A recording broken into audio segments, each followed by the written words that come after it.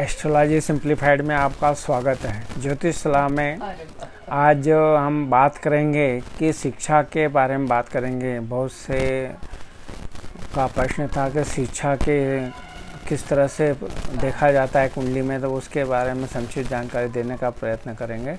तो शिक्षा के लिए सर्वप्रथम आप तो पहले कुंडली का जो प्रथम भाव है वो उसका मजबूत होना बहुत ज़रूरी है। और प्रथम भाव के बाद में आपको देखना है द्वितीय भाव। द्वितीय भाव जो है वो शिक्षा आपको जो कुटुंब में प्राप्त होती है, जो शिक्षा उपयोगी होगी या नहीं, वो आप दूसरे भाव से देखेंगे। इसके बाद में जो तीसरा भाव और चौथा भाव है वो कुंडली का चौथा भाव को देखेंगे। अगर वो चौथा भाव अच्छे प्रभाव में होगा तो जो आरंभिक शिक्षा जो हायर सेकेंडरी तक की होती है उसको वहाँ से देखा जाता है। फिर इसके बाद में जो पंचम भाव है वो जो शिक्षा का जो स्तर रहता है वो आपका मान सकते हैं कि ग्रेजुएशन तक को देखा जाता है पंचम भाव से। और जो हायर स्टडी रहेगी उसका जो देखा जाएंगे वो नवम भाव से है, जो उस शिक्षा के लिए कहलाता है जो विदेश में शिक्षा पे प्राप्त करते हैं या पीएचडी लेवल की जो शिक्षा होती है उसको वहाँ से देखेंगे। और कोई अनुसंधान का कार्य होगा या नहीं वो अष्टम भाव से देखेंगे। और दसम भाव आपका जो कार्य क्षेत्र है उसको देखा जाएगा।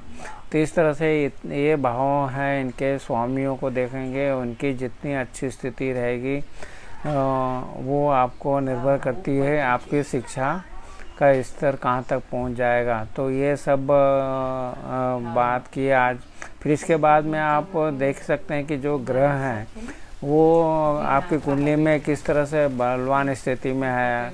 अगर सूर्य ग्रह आपका बलवान होता है तो आपको इसके आपको जो शिक्षा लेना है वो आपको चिकित्सा के उसमें ले सकते हैं।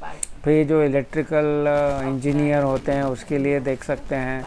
और प्रशासन में जा सकते हैं, लोक प्रशासन है, भूगोल खगोल आदि है और जीव विज्ञान है। ये सूर्य के बलि होने पे आप ये शिक्षा ले सकते हैं। अगर आपकी कुंडली में चंद्र बलि है तो चंद्र बलि हो तो होटल मैनेजमेंट जो होता है उसमें जा सकते हैं आप हैं, लेखन के कार्य में जा सकते हैं, कला और आर्ट में जा सकते हैं, साहित्य व पेय पदार्थ के क्षेत्र में जा सकते हैं। तो ये चंद्रमा के बलि होने पे आप ऐसा कर सकते हैं।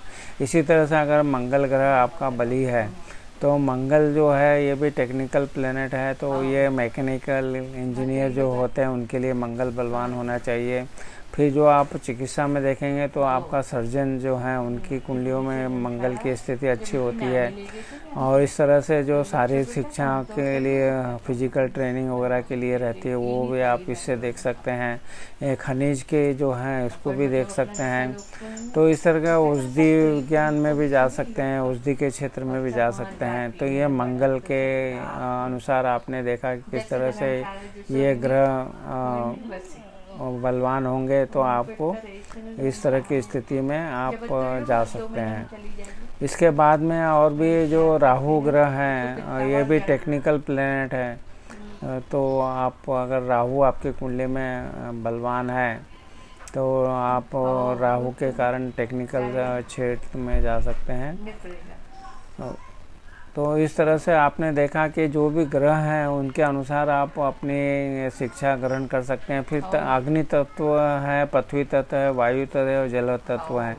ये जितने भी तत्व रहते हैं उसके अनुसार अगर आप देखेंगे तो आप जो ग्रह जो ज़्यादा जिस अग्नि तत्व राशि में है या पृथ्वी तत्व में है, वायु तत्व में, उसके अनुसार आपकी शिक्षा उस लाइन में जा सकते हैं। तो अगर मान लो जिस तरह से हमने बोला था मंगल के बारे में बताया, ऐसे बुध अगर आपका अच्छा कुंडली में होगा तो ये गणित में जो जाना चाहते हैं, बैंकिंग में जो जाते हैं उनका बुध अच्छा होता है। ज्योतिष जो कार्य क्षेत्र है ज्योतिष का चुनेंगे तो उसके लिए भी बुध की स्थिति अच्छी है। और बुध ग्रह मैनेजमेंट का भी कारक है तो मैनेजमेंट में भी आप जा सकते हैं।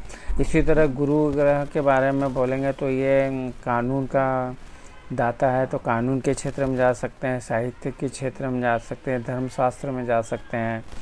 तो इस तरह से शुक्र बलि हो तो ये आपका जो चित्रकला, संगीत, फैशन डिजाइनिंग कला आदि के बारे के जो क्षेत्र हैं उसमें जा सकते हैं। तो ये तो ग्रहों की स्थिति देख लिए।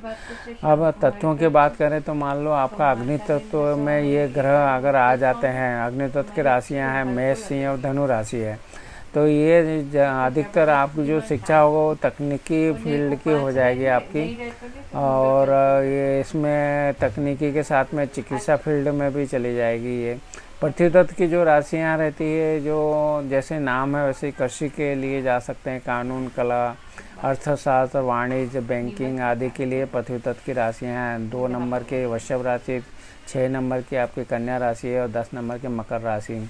अगर वायु तत्व की राशियों में ग्रह बलवान है तो आपको जो वायु तत्व की राशियाँ हैं मिथुन है, तुला है, कुंभ राशि है, तो ये जो वायु तत्व की राशियाँ हैं तो जैसा नाम है वैसे आप हवाई क्षेत्र में आप अपना कार्य क्षेत्र में बना सकते हैं, क्योंकि वायु तत्व से हवाई जुड़ा हुआ है, हवाई यानी वायु।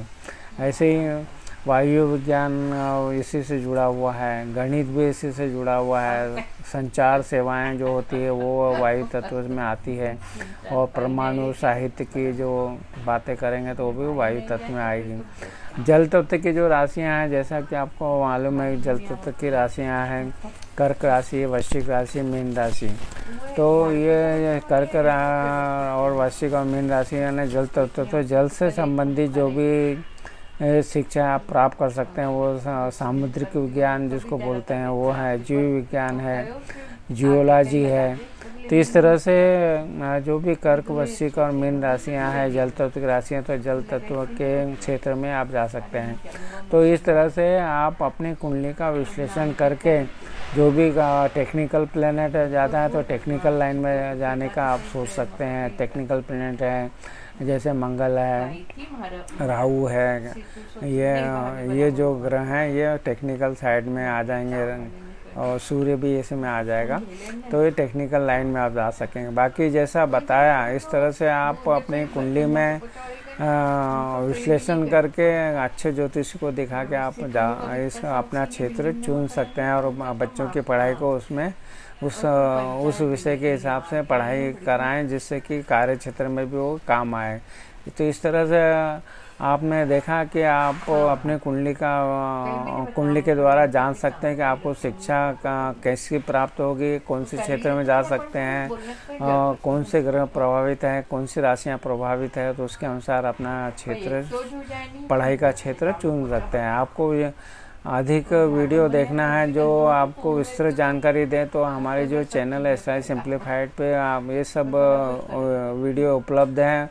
उसमें आप डिटेल में हर फील्ड के बारे में हमने चर्चा की है, तो वो आप वीडियो का लाभ उठा सकते हैं। आपको हमारे चैनल पसंद आ रहे हो तो हमारे चैनल SI सिंप्लीफाइड को सब्सक्राइब कीजिए, वीडियो को लाइक कीजिए, शेयर कीजिए। आपने हमारे चैनल को सब्सक्राइब किया, वीडियो को लाइक किया, शेयर किया, इसके लिए आपका बहुत बहुत धन्यवाद।